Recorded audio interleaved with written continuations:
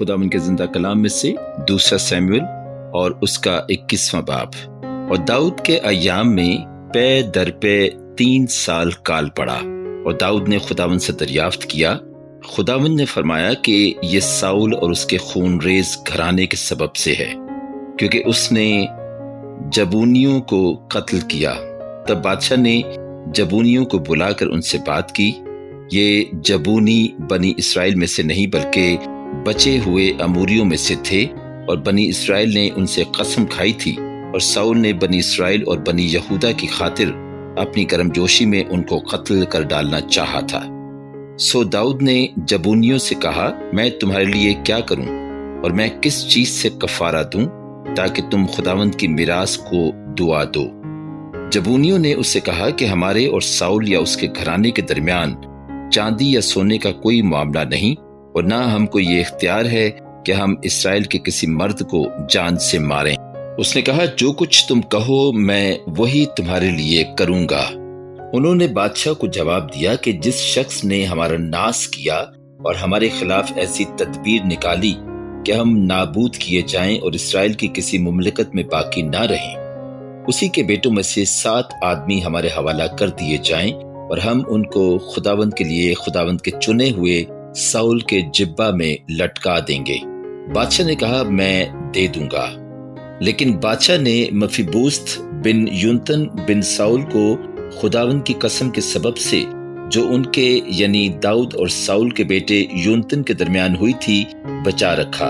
पर बादशाह ने अय्या की बेटी रिस्फा के दोनों बेटों अरमोनी और मेफीबोस्त को जो साउल से हुए थे, और साउल की बेटी मीकल के 5 बेटों को जो बर्जली महुलाती के बेटे इद्रिएल से हुए थे लेकर उनको जबूनियों के हवाले किया, और उन्होंने उनको पहाड़ पर खुदावंद के हुजूर लटका दिया।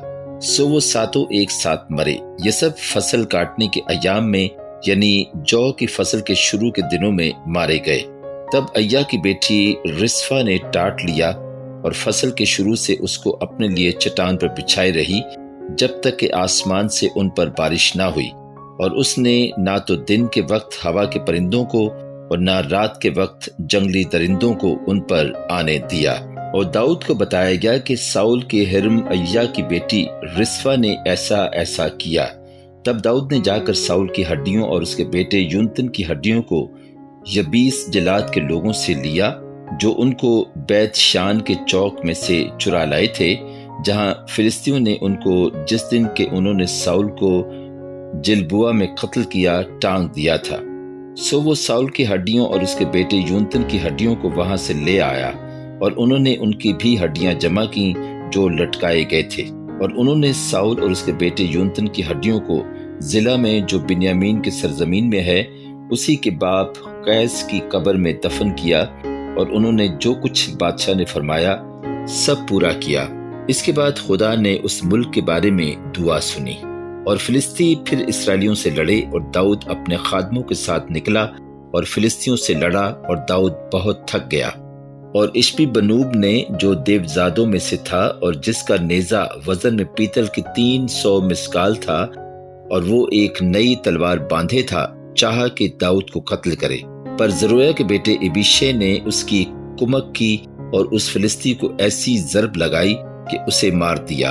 तब दाऊद के लोगों ने कसम खाकर उससे कहा कि तू फिर कभी हमारे साथ जंग पर नहीं जाएगा, ता ना हो कि तू इस्राएल का चिराग बुझा दे।